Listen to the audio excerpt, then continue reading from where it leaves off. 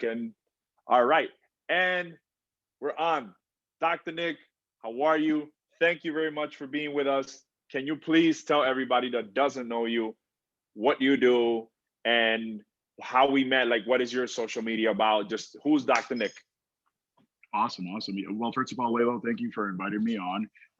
We met through, what a lot of people use, the medium a lot of people use to meet these days, social media, Instagram specifically.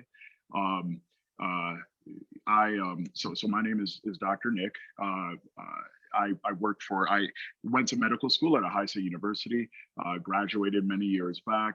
Have been practicing medicine since.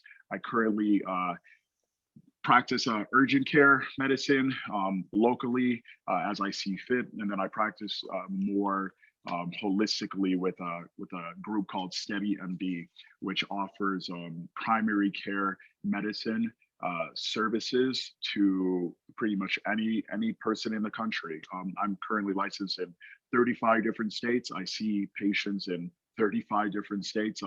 Online on a long-standing on a comprehensive basis, because as I mentioned earlier, I'm very holistic in my mindset. I don't like quick fixes. I think that there's a lot of utility in putting in the work in whatever aspect of life. So that's how I like to doctor as well, and practice medicine and try to minimize use of medications and pills, and kind of change people's lives for the better. So yeah, that's a little bit about me. Thank you. And you missed the best part, man. You work out. You work out super Sure. good. Like you got your lifts on point. You're doing your metcons. You're doing CrossFit as the way, the style that you do your metabolic conditioning and your resistance Yep. training and all that. Yep. All of that. Like, how long have you been doing that for? So I started in med school. So I can't remember the exact time that I started CrossFit, but I know with certainty that I've been doing it now for 10 to 11 years. I started it in med school. I've told this story before, but how I got into it, Laylo, is because I love martial arts, right?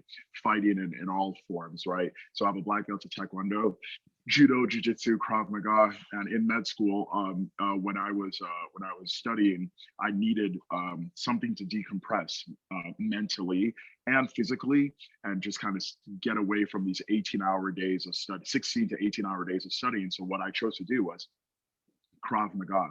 I had heard a lot about it, and I was super interested. So I started at this local gym called Ohio Krav Maga and Fitness, since I was a medical student at Ohio State College of Medicine, and I loved Krav. I mean, it was like the best hour of my day. The rest of my day was just drudgery, like reading books and trying to soak in all this information. And the place that I was at, as I mentioned, Ohio Krav Maga and Fitness. So that and fitness portion, lo and behold, I come to class every day. Half of the gym is doing Krav like me, the other half is doing this weird thing that I'm like, what the hell is that? At the end of the class, everybody at the end of this CrossFit class is on the ground staring at the gym, hating their lives. And I was like, okay, they look like, they just do not enjoy what they're doing. So it's really funny when a couple of the guys, a couple of the months into Krav, these guys are just kind of introducing themselves to me, and they're trying to basically make me migrate from Krav to CrossFit. Hey, Nick, you look like you'd be great at this. You should come give this a shot. And I was like, hell no! Like, you guys, you clearly hate your lives. Why would I? Yeah, Why would I want to do that? it's the cult, man. They were I know. trying to get you over. Yeah. They're trying to recruit me. So, hey, I'm not gonna lie. They were persistent, and I gave it a shot one time, because in my head, I was thinking, I was like, hey, listen, I have training in multiple martial arts, and as well as I do, right? Regardless of martial art, whether we're talking, regardless of whatever martial art, whether we are talking judo, jujitsu, Krav, Muay Thai, sparring another individual, right, is one Right, of the most exhausting things that you can do. So right. because of that, Laylo, I'm sure as well as I do, you have a certain amount of confidence going into CrossFit. You're like, I already spar, I should be able to do this CrossFit thing. Nope, CrossFit still put me on my back and kick my butt. But at this point, my issue was, okay, now I love CrossFit and how it made me feel, and just being exhausted at the end of the workout.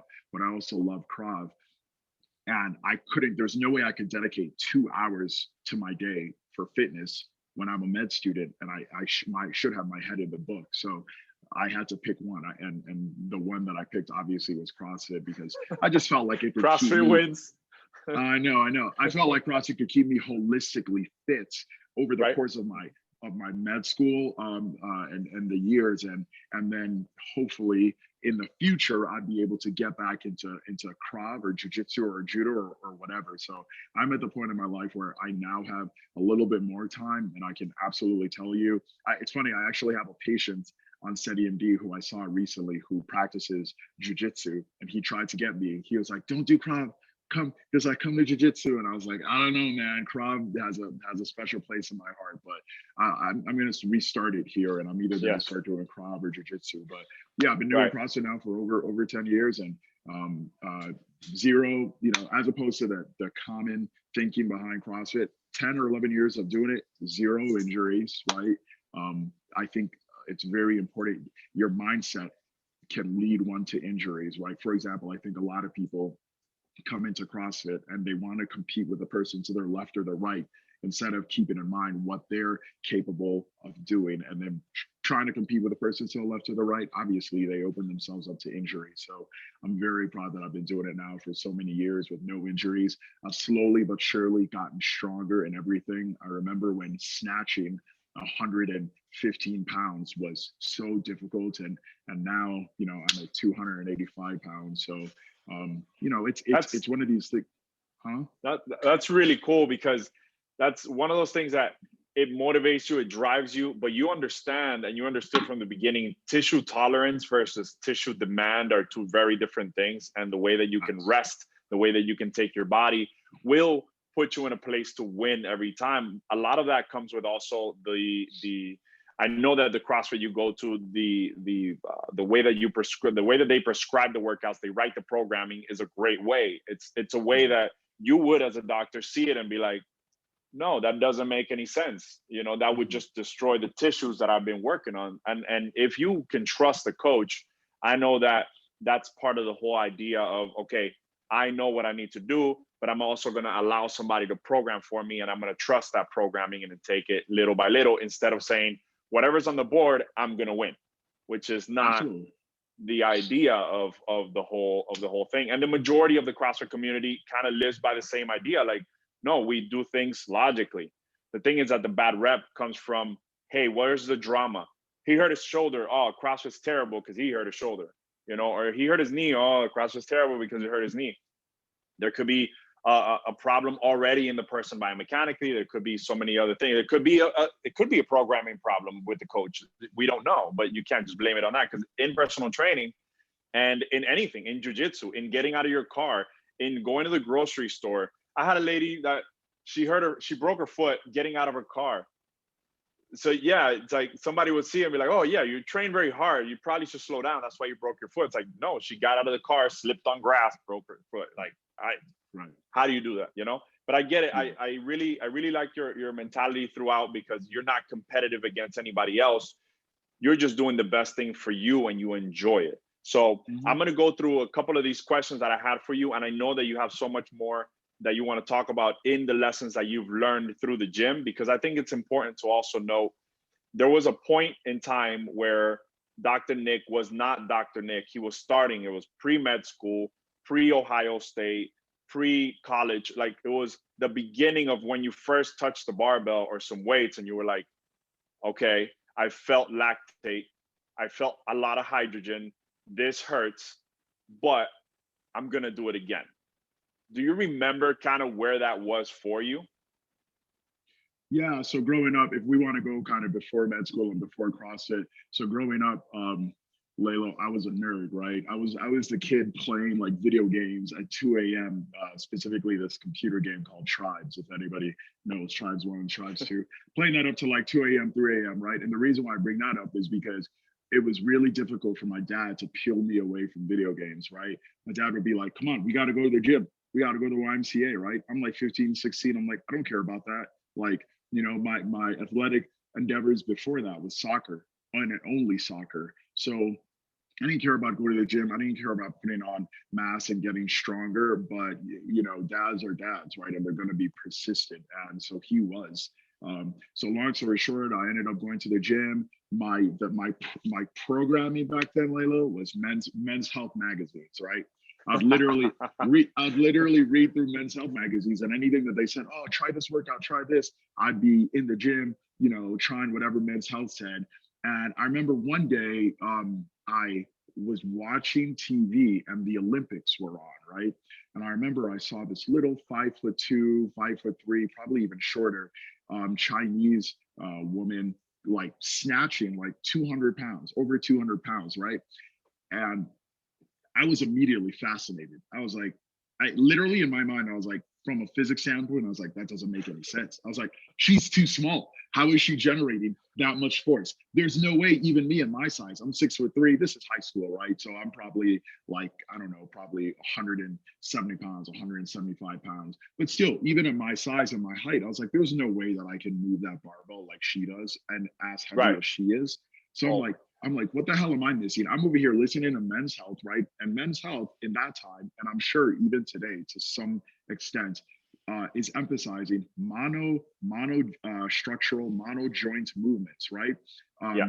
And not necessarily compound movements. So I'm over here doing bicep curls and doing lat pull downs and all this stuff at the YMCA. I'm like, literally snap of a finger after watching this video of this girl, I realize I'm wasting my time in the gym, right? If Yeah. some little girl can generate so much more power than me, I'm not doing the correct training. So long story short, I start training by myself at the YMCA simply based off of YouTube videos and watching YouTube videos. I start training the Olympic lifts. I have not put, I Oh still have a man. video on my computer and I have not posted it on my Instagram, and I'm going to post it on my Instagram, but I have a video of me. First of all, the most atrocious technique you've ever seen of a clean and jerk at like not even 95 pounds, like probably like 75 pounds, but Oh man. just disgusting technique. And I have this video from over 10 years ago. So I'm going to post it on my Instagram soon because I think all too often, so this is kind of one of the life lessons that kind of where, is the subject of this podcast. But I think all too often in life, we look at people who are on another level as compared to us, who seem to be so much higher and so much more capable than us. And we think to ourselves, they have it easy, right? Or they develop that because they're genetically gifted or they're genetically blessed, blah, blah, blah, right? So I think the reason why I want to post this video on my Instagram is because sure, somebody can see me right now clean and jerking 325 pounds or 330 and be like, oh, that dude's a genetic freak. He doesn't have to work for what he has, when that's Right. bullshit. That's Yeah. complete BS, right? Because I literally have videos of me starting out and just horrible movement, horrible Yeah. mechanics. So listen, we all have to start somewhere, right? The journey of 1,000 steps the journey of 1,000 miles starts with one step, right? Yeah. So I think that's the mindset that's more crucial. So that's kind of me starting out, and ultimately, even though I was practicing clean and jerks by myself, and it's funny, back then I was not practicing snatching by myself because I looked at that movement and to be honest, Layla, I was terrified. I was like, what happens if the weight falls down? Like it's just like that, the snatch is the most explosive movement in all of CrossFit and Olympic weightlifting, right? So in my head, there was just too many downsides to trying to teach myself the snatch, so I didn't do it. I only tried the clean and jerk. But essentially, I continued trying to teach myself, and then got into med school, and then stopped training as much, and then got into CROV, and then obviously the story I just told you. So yeah. That's crazy. You know who posted a video like that? Elijah Muhammad. He posted a Mm, video of him cleaning. I think it was in high school, and it was just the worst form yeah. ever. Or when he started CrossFit, and then he posted a video in one of the CrossFit games, and it was just so amazing to see that because Yeah. it takes work, it takes time, it takes your Mhm. own understanding behavior. It just takes a lot of different things put together into this Rubik's cube of like little by little we'll get there. And Mhm. uh, that leads me to my next question, which is, do you remember what was your first or one of your biggest financial investments in order to get you better as an athlete? Like, do you remember signing up to your first CrossFit? How much you have to pay, or Okay, great. Yeah, that's a really good yes. So yeah, I think the biggest So CrossFit notoriously across the country is expensive by normal people's standards, right? So the first gym that I joined, right, like I said, the Ohio Krav Fitness, I was paying, I believe because I was a student, you know, I got the discount. I was paying like 105. But a normal rate for CrossFit is around $200. The rate that I pay right now, sorry, excuse me, is $165 a month. So I think that that is one of the uh, biggest investments I have made from a health standpoint, right? Truly from a health standpoint, because obviously do the math. You know, if you're paying that much for the gym, you're easily paying over $1,000 per Yeah. year. So let's say 165 times 12 months, and then we multiply that times 11 years that you've been doing CrossFit. That's 21 grand, Right, $21,780. You know, right, that's right, an right. amazing investment. You know, that's what your That body is, is worth, more, you that know, than is. that. But of course, part of it. And, and I think what's even more important there, right? Even though sure it's over 20 grand over the last 10 years, what's more important is how many morbidities has that prevented, prevented in me, in terms of, you have to keep in mind, right? A lot of people unfortunately are not aware of, in this country, there are, just go outside and take a walk, right? Over 60% of the people you see have metabolic syndrome and have some degree of insulin resistance. A smaller percentage of people have type 2 diabetes. Outside of type 2 diabetes, there are a myriad of different essentially what we call diseases of lifestyle, right? Where because of your daily choices, whether it's the gym, whether it's food, whether it's sleep, whether it's stress or lack thereof of stress Right. management, because of your daily choices, there are people who um, get afflicted with these diseases and then need to, what do they need to do with diseases? You need to manage them, right? I mean, Right. if somebody thinks that 20,000 over 10 years is expensive, then that person needs to go talk to a type 2 diabetic who's on insulin and find Right. out how much they're paying and how much they will pay projected over 10 years. They will pay much more. So essentially, in my mind, doing everything you can from a lifestyle standpoint, and like I said, this isn't just the gym, this is also outside of the gym, but doing everything you can to prevent the onset of disease, especially when you are aware of your family history, right? So many of the patients I see have a family history of hypertension, hyperlipidemia, other issues. And there's nothing like being aware of your family history, because that gives you a little preview of what is on deck for you if you don't watch the things that you should be watching. And Yeah. bottom line, like I'm implying, in as much as 20,000 over these many years is expensive, people need to understand that that is expensive only when you're not considering how many things, how many medical diagnoses it is protecting you from, how many things that you don't have.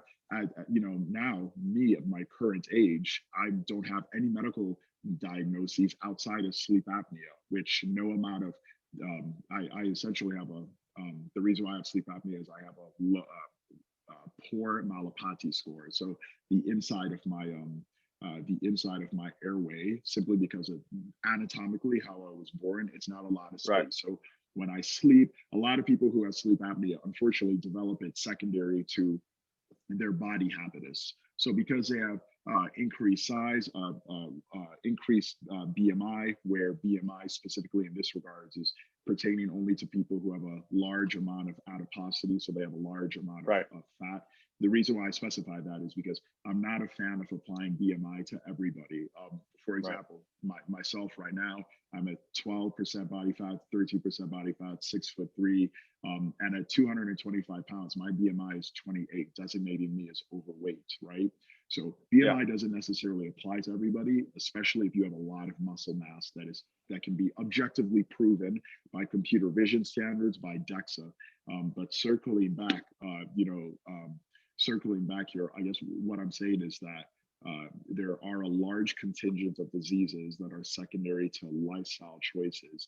And if you can partake in something like investing in the gym, uh, and investing in kind of the secondary things, because you have to keep in mind when you go to the gym, people like to act like, oh, that's really the only change that you'll make, but it isn't. Like, you know as well as I do, it isn't just Yeah. about going to the gym. You then, the gym becomes a feedback mechanism for you, right? Yeah. So you go to the gym, you look at your scores, and I mean, if you're hopefully being focused, you look at your scores and you start to realize over a large enough period of time that you can improve your scores objectively, simply making better choices, by eating better, by managing your stress better, by sleep, by choosing to prioritize sleep, by not Right. drinking as much alcohol, right, which a lot of people in this country do. Man, I And post it then every weekend. I tell people yeah, stop drinking all the time on the weekends if you want the results. It doesn't work that absolutely. way.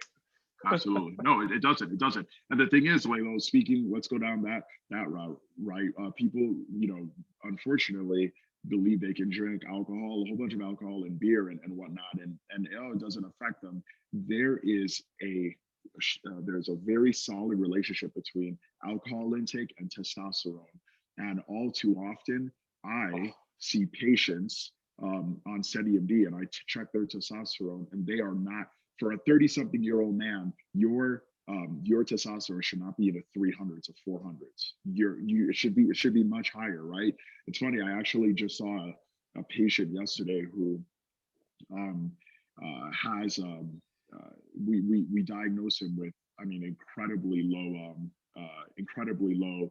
testosterone, and I believe his was 130. So you keep in mind here, most testosterones across the country have normal ranges of between 250 and approximately 900, 950. So essentially, at this point, I am now doing some subsequent blood work, trying to figure out, does this person have primary hypogonadism? So that's what it's called when your testicles are at fault for not producing enough testosterone, or do they have secondary hypogonadism? So that's when either your pituitary or your or your hypothalamus is not sending out the signals necessary for you to produce enough testosterone. But long and short of it, is that this gentleman, before I tested him, first of all, Laylo, here's what's amazing. This is why I test testosterone on every single patient, on every single male patient who I come across for a new appointment, because many people don't understand that the symptoms that they're having, that they have normalized in their mind, that in their minds they've completely said this is normal.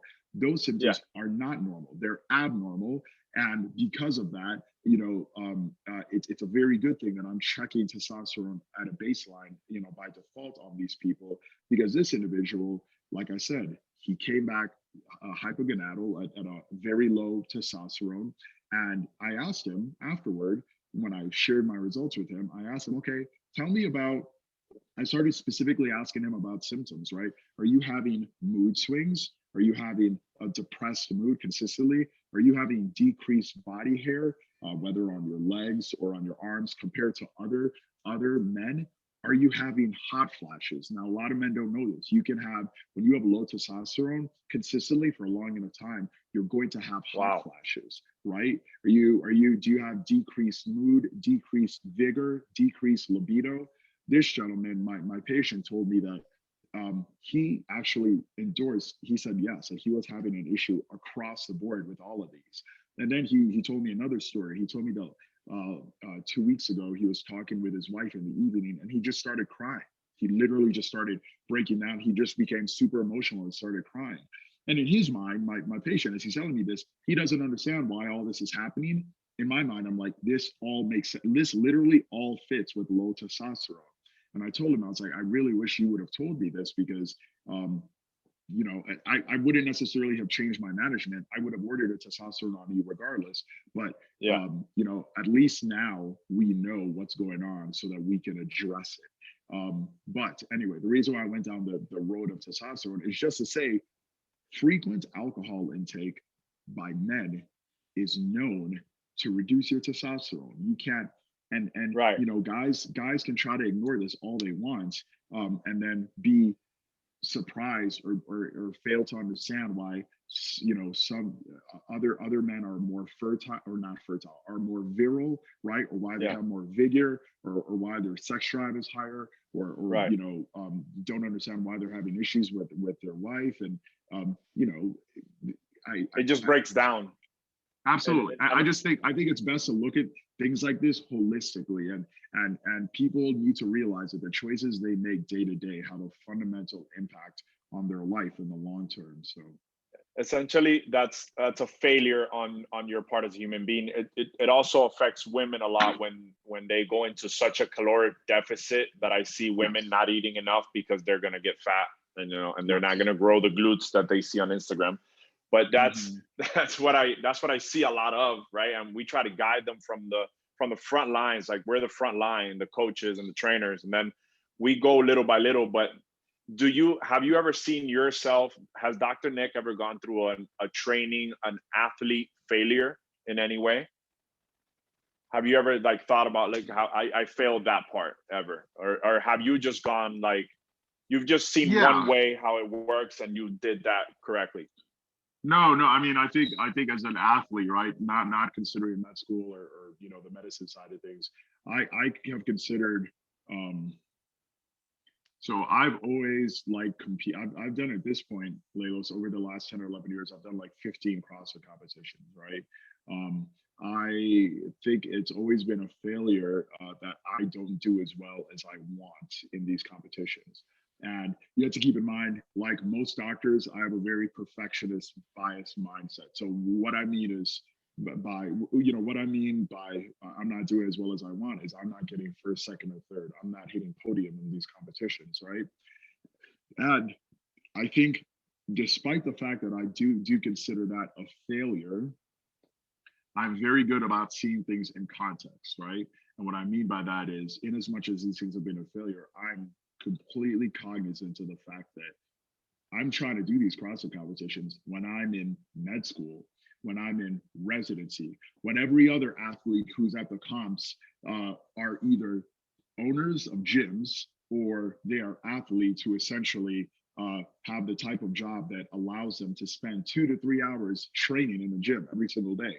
While me, I'm coming in, hitting an hour workout, and going home and studying, and sometimes not prioritizing my sleep because I have to study.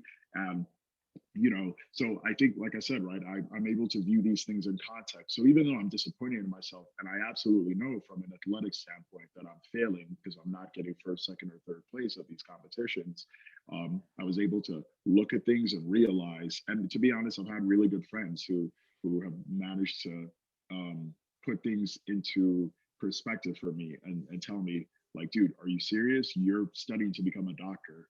Like, you're busting your butt learning every day. You can't expect yourself to you can't expect yourself to have the time to train as much as you want, and to do as well as you'd like in these competitions. So I've been really grateful to have those people at my side and kind of talking in my ear, and helping me realize that um, there's nothing wrong with this perfectionist mindset that I applied to the Right. gym, but there is something wrong with not realizing that it should be delayed, which is why, to be honest, now that I'm not in med school anymore, now that I'm not in residency anymore, I'm like, I absolutely want to compete, and I'm signing up for CrossFit competitions, Olympic weightlifting competitions, powerlifting competitions. Wanting to get back into Krav Maga, just compete in as many regards as I can, just because I enjoy it, and now I have expectations that I will be disappointed if they Do don't you they don't come in. do you think that, because the reason why I asked that question is because people always have an excuse on their failure, like the guy that drinks or the girl that doesn't eat. They always have a thing of like, oh, I'm sorry, it was just the weekend. And and I try to ask people, because yeah, sometimes we fail, but there are certain people that, it's not that they fail, it's just that they allow themselves to be within a range. You allow yourself to be within a range of eating, for example, where somebody might be like, how do you eat that? That's bad for you. And you're like, well, I know what's bad for me overall. This Mm. meal right here might not be bad for me. If I did this as much as other people, yeah, it's going to be very bad for me. Are you, do you stay within a, not not essentially a perfect, but do you stay within a means where you're comfortable eating certain things that people would see as bad? Or do you ever have a drink or anything like that? Or is it just that's your lifestyle where you don't have those things and you're just in there? No, no, no. I would say it's the former rather than the latter, right? What I mean by that is I think that it's very important. So one of the things that I help my patients on SteadyMD, as you know, in addition to whether it's treating their thyroid or treating their blood pressure or treating their diabetes, I also help my patients who are motivated to lose weight. I'm essentially their weight loss coach, and I provide them accountability and um, help them move down the path. And one of the things that I always say to my patients is there's no such thing as a bad food. And why I say that, even though sure you could point at cake or you could point at Oreos and say that's a bad food, I would instead argue that that food simply lies along a spectrum, right? And that sure we could talk about absolutely great foods at this end of the spectrum and worse foods over here, but I think that there's no such thing as an objective good or bad because you have to consider that food within the context of everything else that you eat. So Right. there's a well-known principle, the Pareto principle, 80-20. I'm definitely a big fan of that, in that you can't be perfect 100% of the time, right? So my weakness when it comes to food is candy, gummy bears, gummy worms, and whatnot. And for the most part, I completely avoid them. But there are some times, Layla, where I'm going to have a craving, right? And I think Yeah. that, especially when you are doing things right 80% of the time, 90% of the time, and some people, you should not feel guilty when you are addressing that craving 20% of the time or 10% of the time, right? Because, like I said earlier, sure, that food along the spectrum may not be perfect, but in the context of your other meals, in the context of your other choices, it is a good choice because it gives you a little bit of a release from a willpower standpoint, and you can give in and still stick on track. And I think that ultimately, I know for a fact that this approach works because, like I said, I've helped a number of people, a number of my patients lose. The biggest loser, so to speak, of my patients was, and she's still working with me, is a 63. She was 63 when she started working with me. She's now a 64-year-old woman who started with me at 416 pounds. And as of last Sunday, when she checked in with me, she's 289 pounds. Wow. So, and she started, I can actually tell you the exact day she started. She started with me March 30th of 2020. So within the year here, she's lost over 100 pounds. And I've helped her. Don't get me wrong, like it's not easy. This mindset that I just shared with you and knowing when it applies best is not super easy to just know immediately. But she Right. has me as her doctor, so she reaches Right. out whenever she wants, and we talk about things, because I think essentially when you're helping someone in this regard, you need to give them a formula that works. My biggest issue with diets, Lalo, is this. Some diets will work for people during the time that they're dieting, and then what happens? Then they go back to their old way of eating. Right. Slowly but surely, the pounds come on, right?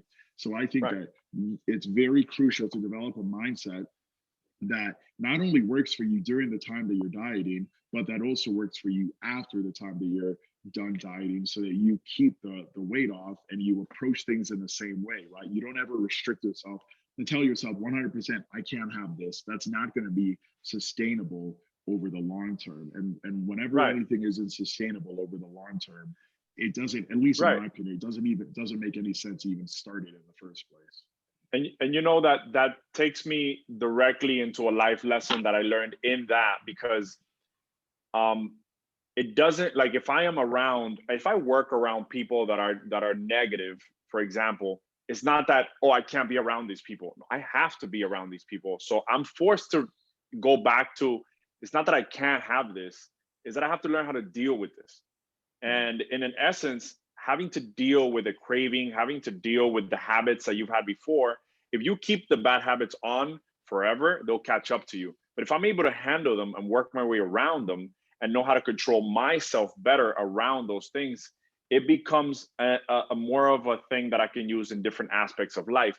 And when you talked about polymorphism, to be able to assimilate, was it polymorphism where you with Ryan Fisher, where you talked about some people assimilate, like you can eat a pizza and I can eat a pizza, but your insulin is going to spike different than mine because our body Yes, behavior is different.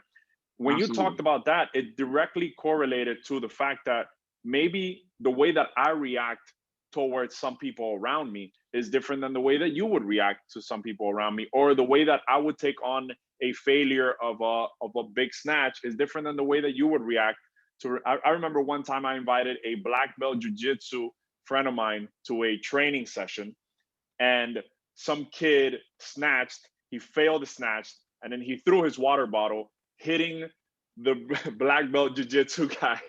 And it wasn't a pretty sight. It was just like, yeah, throw it anywhere, but not at that guy right there. Right, right, right, It's right. just the way he reacted towards his failure was the wrong way. And when you talked about that, it just puts everything into perspective, that our behaviors and our things that we're doing to change overall, not just in nutrition and in training, it can transfer to so many other things in our life.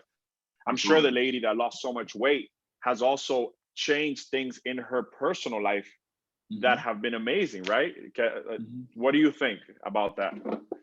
No, absolutely agree. Absolutely agree. I think that, ultimately, um, okay, so let's address this from a couple different aspects. Number one, I agree with you, but I think that we're not. I unlike a lot of people who believe that our personalities and our mindsets are concrete and are set in stone, I don't believe that.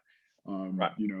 Research has shown that neuronal changes, so changes in the brain, from a neuroplasticity standpoint, happen in individuals well into old age, well into their 80s and 90s, right?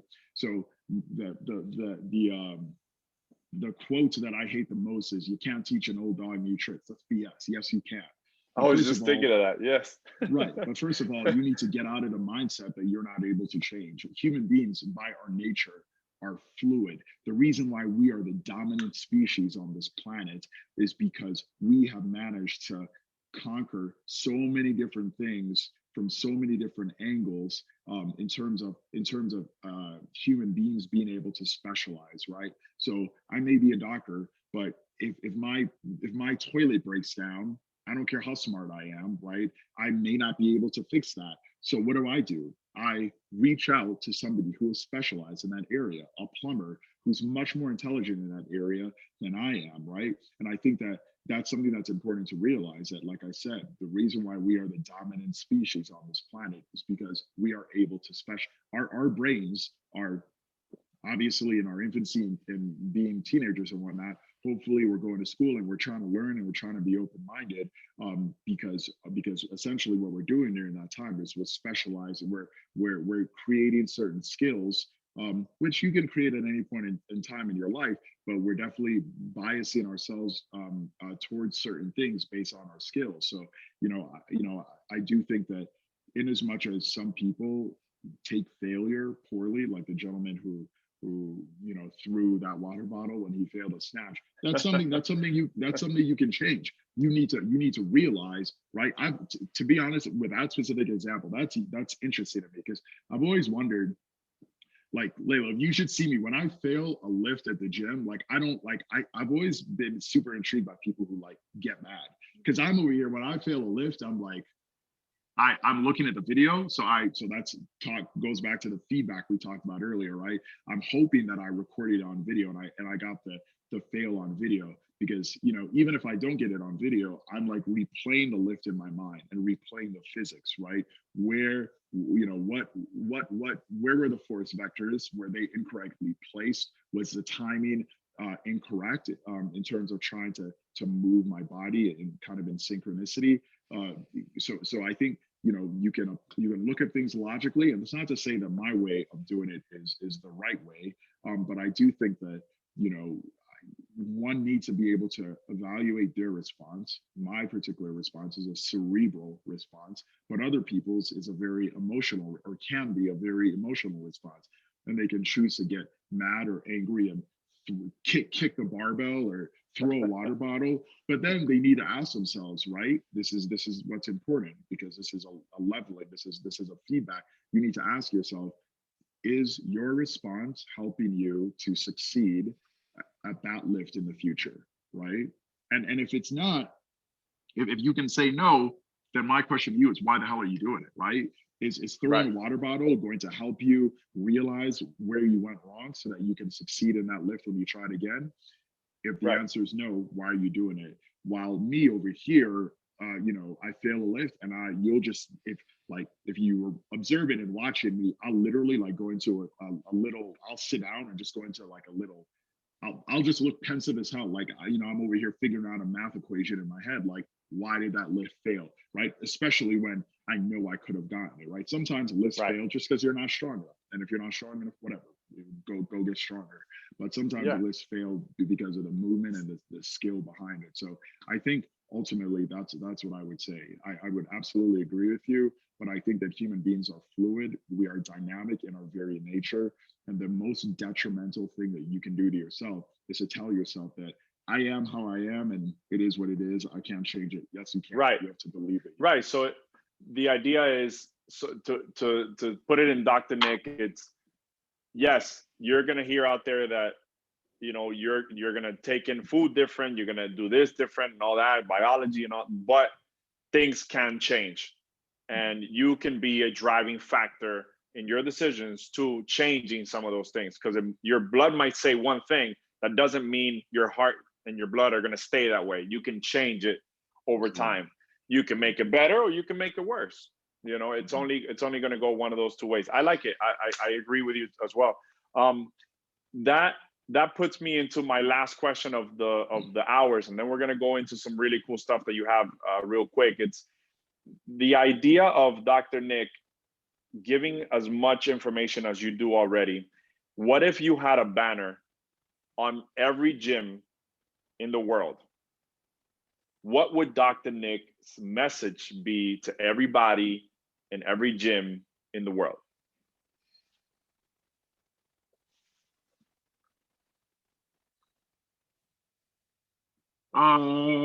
So I guess a great message, and I would feel like um, applies to every gym, is that uh, time under tension applies to everything in life, right? So we often use that phrase in the gym, time under tension. Like, let's say, for example, when you're doing tempo squats, right? So 3 seconds down, 2 seconds hold, 1 second up, right?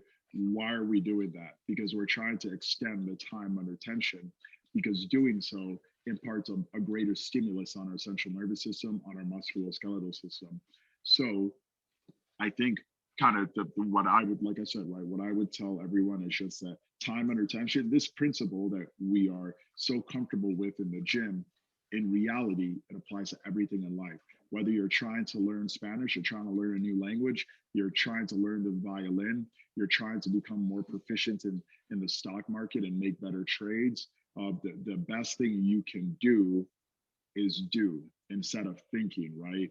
And I'm guilty of this myself. I think sometimes people like to ruminate on their thoughts and just think instead of doing. But in reality, you only ever get the experience necessary to tweak and make appropriate changes when you do instead of just thinking. So Nice. So it'll be. I like it. I think you should make those banners. Time under mm, tension. yeah, And then meditate on that. Like, people have absolutely. so many ways they can put it into their minds with what you're Mm, saying, because it applies to yeah. everything. And you talked about another one. Let's go over 4 points that you went over. One of them was time under tension, and that's a great message, because I think that we can elaborate so many more. I think you have an opportunity there to elaborate so much in your social media and to get that word out of the importance of time under tension, because there is a benefit on the other side of that door. Mhm. You talked about also stimulus and response. Can you tell me a little bit about that? Yeah. So I think that one of the biggest advantages that people can give themselves at the gym, and not just at the gym, but outside of the gym, is realizing that there is an intricate relationship between stimulus and response, right? And what I mean by that is at the gym, when you're back squatting, whatever your 75% is, you need to realize that the reason why you're doing that is because you're trying to essentially elicit a response from your body. When we do a metabolic condition, when we do a Metcon, we're trying to essentially surpass your stimulus threshold. So essentially what I mean by that is there's a certain amount of work that your body is capable of that will not evoke will not be a big enough stimulus. For example, let's bring up a good example. So a patient just starts working out and they walk 2 blocks every single day. They walk around their neighborhood every single day, and they keep doing that for 6 months, for a year.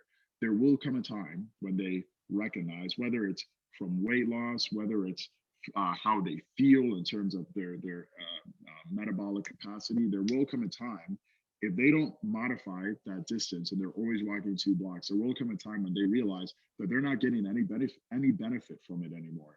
And that's because they're not surpassing their stimulus threshold. So that's a very important term, because not just at the gym, but wherever in life, we're talking about, you need to realize that you have a stimulus threshold. You have a certain amount of stress that your body laughs at, and your body's like, okay, this is not difficult. And then anything slightly beyond that, but not high enough that you break down, is where the gold is at, because your body then will change appropriately over time, such that that stress now becomes very normal to you. So essentially realize the relationship between stimulus and response, and then given that relationship, I think it's very interesting. We'll talk about this in the context of CrossFit, right? But over the last 10 or 11 years of CrossFit, I've noticed, and I don't need to say any names because I've come across a lot of you over the last 10 or 11 years, but there are people who cheat in the gym. There are people who put down metabolic conditioning times that they did not complete, who put down scores that they did not complete, who put down weights that they did not lift, right?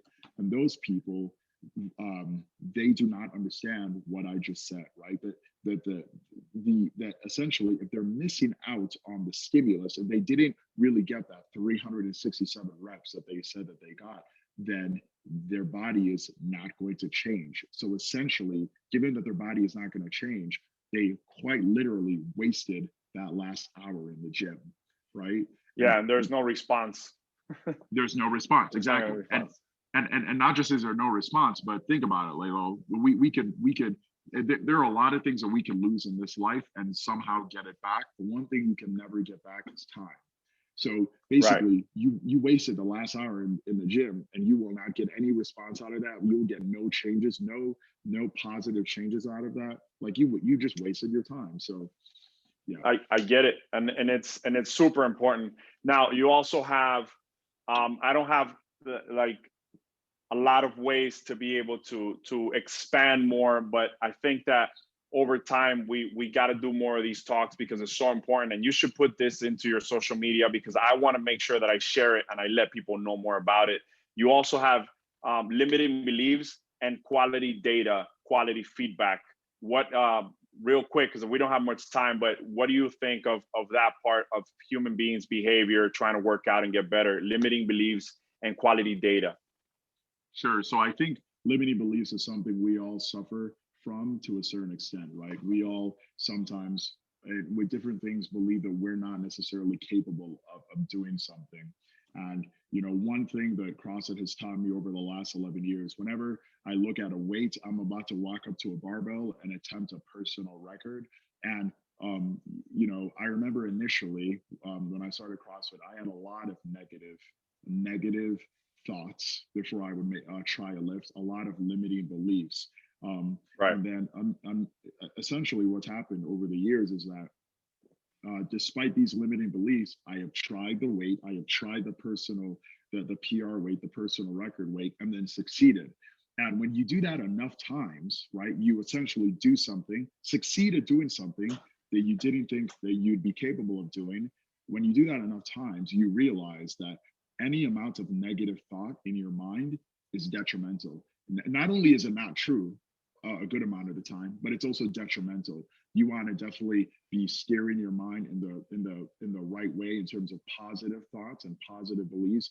And even before you approach a barbell, you need to know it's going to move. You're going to make it happen. Yeah, imagery. Right. There can be Right. no shred of doubt in your mind. So, with that said, I'm a very big proponent now of kind of ignoring limiting beliefs. And instead of having those limiting beliefs, you need to put yourself in the mindset of just testing, being a nerd, right? Even in the gym, right? I'm all about data, like being a nerd. You, instead of having these limiting That's beliefs, where it is. test. Just test, right? Know that, hey, you may be able to do it, you may not, but you're not going to know until you test, until you Right. physically try and either fail or succeed. And then the last thing you mentioned is also goes into the limiting beliefs and testing capacity instead, and that's quality feedback. Elon Musk. I remember I saw watch an interview where he talked about somebody asked him if you could advise kind of so many people on one thing to push themselves forward, what would that be? And he talked about feedback, right? That whatever it is in life, you need to set up a good feedback mechanism so that when you move in a certain direction, you essentially have, whether it's data or friends and family or whatever, but hopefully it is as objective as possible, that you need to have something set up that is telling you, okay, this is good. There are positive changes coming Right. from the decision that you made. So you should continue down this path, right? So Or not, or don't continue down that path. Exactly. So because of that, quality feedback is very important, right? Obviously, at CrossFit we use a lot of it from the weight on the bar as feedback, and hopefully over the year you're getting stronger and stronger to your metabolic conditioning times. But I think you should also use your coaches as feedback, right? Your coaches can tell you, are you moving better, right? You should use your body as feedback, right? How are you feeling after a metabolic conditioning session? Are you on the ground, passed out, barely able to move and feeling crippled? Or are you like Rich Froning or Josh Bridges and you're able to finish a workout and walk around, right? That is feedback. There are many different ways to assess yourself and determine are the choices that you're making inducing positive changes or inducing negative changes, and then kind of modifying things appropriately. I like it. That one relates to all of them. It relates to the stimulus and the response. It relates to everything. I mean, you take blood work, you can take so many different types of data that is amazing. With top athletes, we would do like a lactate threshold, how much lactate, hydrogen, when, how often do you recover? I remember talking with Chris Hinshaw, is the essentially the aerobic capacity coach for the top level athletes, Fraser and all them. And I went to one of his conferences here in Florida, and talking with him, just the way that he puts together data with peripheral heart action systems, with lactate thresholds, with what's his lactate, his aerobic tempo, like how fast can he keep the revolutions per minute going, running. Well, now I have to take that data, put them on a bike in a different way. So in a way, it's really cool, man. I really thank you, Doc, because you've been putting into perspective a lot of things for me and being an example for so many people in your social media and more. So I thank you for your time. I think it's been amazing. I'm going to write up about this and I'm going to post this up so that everybody can learn more from you and contact you and see you. I don't know if you're taking messages now, but maybe they can email you and go ahead and find you. So what's the Instagram handle that they can go to, just in case, if they're listening? So on Instagram, it's all just one word, The Fittest Doc, DOC. Then you can send me a direct message on there. But to be completely honest, a lot of people, not a lot of people, but I've had some messages about people telling me that I take too long to respond. But you have to keep in mind, in as much as I have an Instagram, that's not my job, right? I have to prioritize my patients. I have to on a day-to-day basis, and most of my time I want to dedicate to my patients and taking care of them. Got it. You send me a message if you'd like. Please be patient. It may take me a while to respond. My SteadyMD website that you can use to check me out is just www.steadymd.com/Dr. Nick. So yeah. And it's on your bio. It's in your bio, right? It's in my bio on Instagram. Absolutely. Yep. All right, perfect. Well, Dr. Nick, thank you very much for being with us. I appreciate your time. This has been amazing. And I'm hoping that we can have another one of these conversations about nutrition Absolutely. and about fitness, more concentrated. Thank you very much, Doc. I appreciate your time. All right. You have a great afternoon.